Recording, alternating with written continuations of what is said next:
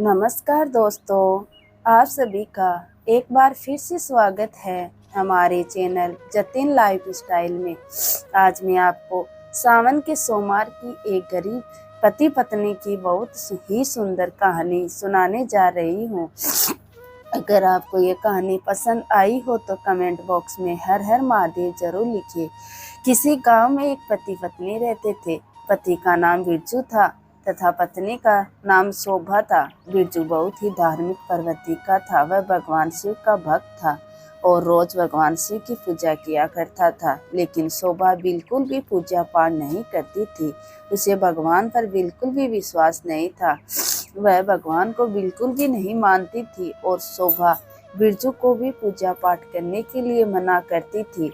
वह कहती थी कि पूजा पाठ से कुछ नहीं होता, तुम वैसे ही अपना समय बर्बाद करते हो।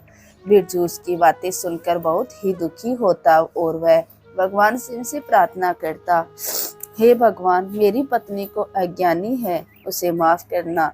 भगवान आप उसे सद्बुद्धि दे जिससे वह पूजा पाठ करने लगे। बिरजू लकड़ी काटने जाता था और उन्हें बाजार में बेचता था। इससे ही उनके घर का गुजारा चलता था।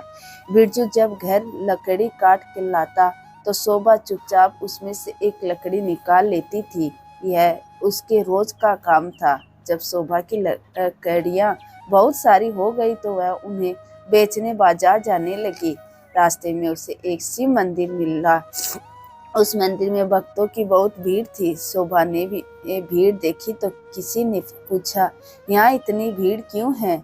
तो एक औरत ने बताया कि आज सावन का सोमवार है, इसलिए सभी पूजा पाठ तथा शिवलिंग पर जल अर्पित करने आए हैं। यह सुनकर शोभा आगे बढ़ गई। आगे उसे पेड़ के नीचे बैठी हुई एक औरत मिली। उसने शोभा से कहा, क्या मुझे कुछ पैसे दे दोगे? उसकी हालात देखकर शोभा को उस पर दया आ गई और शोभा ने उस औरत से पूछा, तुम पैसों का क्या करोगी? तुम्हें क्या चाहिए क्या? तब उस औरत ने कहा, हाँ, मैंने 2 दिन से कुछ नहीं खाया। मुझे भूख तो लगी है, पर यह पैसे मैं खाने के लिए नहीं मांग रही हूँ। इन पैसों से मैं पूजा का सामान खरीद लूंगी और भगवान शिव की पूजा करूंगी। आज सावन का सोमवार है। तब शोभा ने कहा, शिव जी की वजह से जो तुम्हारी हालत हुई है, फिर भी तुम उनका पूजा पाठ करोगी? पूजा पाठ से कुछ नहीं होता, खाना खाओ और काम करो। तब उस औरत ने कहा, नहीं बहन, ये मेरी किस्मत है जो मेरे ये हालात है। मैं तो शिव जी का पूजन इसलिए करना चाहती हूँ क्योंकि शिव जी की कृपा से मेरा यह और अगला जीवन भी सुधर जाए। तब उस औरत ने बताया कि मैं इसी गांव की जमींदार की बेटी थी और मेरे पिता ने मेरी शादी भी बहुत बड़े घर में की थी। मैं बहुत ही घमंडी हुआ करती थी। एक दिन सावन के सोमवार के दिन मेरी नौकरानी ने व्रत रखा था और वह पूजा करके भगवान शिव का प्रसाद मुझे देने आई थी। मैंने अपने घमंड के कारण नौकरानी का दिया हुआ प्रसाद फेंक दिया, जिससे भगवान शिव नाराज हो गए और एक दिन हमारे घर में चोरी हो गई। सब पैसा और सामान चोर लूट कर ले गए। हम पर कुछ नहीं रहा और मेरे पति भी बीमार पड़ गए, इसलिए मैं भगवान शिव का पूजा पाठ करती हूँ। उस औरत की बात सुनकर शोभा को बहुत आश्चर्य हुआ और वह चुप हो गई। उस औरत ने कहा, क्या बात है बहन? तब शोभा बोली कि मेरे पति रोज मुझसे पूजा करने को कहते हैं, लेकिन मैं उन्हें मना कर देती हूँ। तुम्हारी एक भूल के कारण तुम्हें इतना कष्ट मिला, सोचो मेरा क्या होगा।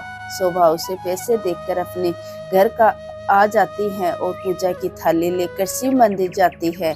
वहाँ पूजा पाठ करती है और व्रत भी रखते हैं। अब शोभा हर रोज मंदिर पूजा पाठ करने जाने लगी। यह देखकर उसका पति बहुत खुश हुआ और उसने भगवान को धन्यवाद दिया कि हे भगवान, आपने मेरी प्रार्थना सुन ली और मेरी पत्नी को सद्बुद्धि दी, जिससे वह पूजा पाठ करने लगी। अब दोनों पति पत्नी मिलकर रोज पूजा पाठ करते तथा मंदिर जाते और सावन के सोमवार को शोभा भगवान शिव का भजन कीर्तन करवाती। उसकी भक्ति देखकर भगवान शिव बहुत प्रसन्न हुए। एक रात भगवान शिव ने शोभा के सपने में दर्शन दिया। भगवान शिव ने शोभा से कहा, बेटी मैं तुम दोनों की भक्ति से बहुत प्रसन्न हूँ। आज से तुम्हारे सारे कष्ट मिट जाएंगे और तुम्हें जल्द ही उत्तर रतन की प्राप्ति होगी। इतना आशीर्वाद देकर भगवान शिव अंतर ध्यान हो जाते हैं और शोभा बिरजू जब सुबह उठते हैं तो उनका घर धन धान्य से भरा होता है। वह दोनों भगवान शिव को धन्यवाद देते हैं। भगवान शिव की कृपा से शोभा को 9 महीने बाद एक पुत्र होता है जिसका नाम है शिवाय रखते हैं। भगवान शिव की कृपा से शोभा और बिरजू का जीवन खुशियों से भर जाता है। इस तरह जो कोई भी सावन सोमवार में और सावन के सोमवार व्रत और पूजन करता है तो उसके सभी कष्ट दूर हो जाते हैं। तो ये हे भगवान शिव, जैसे आपने अपने इन भक्तों पर कृपा करी वैसे ही अपने सभी भक्तों पर कृपा बनाए रखना। जय हो भगवान शिव की। आपको यह वीडियो पसंद आया हो तो कमेंट बॉक्स में कमेंट करके जरूर बताएं और साथ ही साथ मेरे चैनल जतिन लाइफ स्टाइल को सब्सक्राइब करना ना भूलें। धन्यवाद दोस्तों।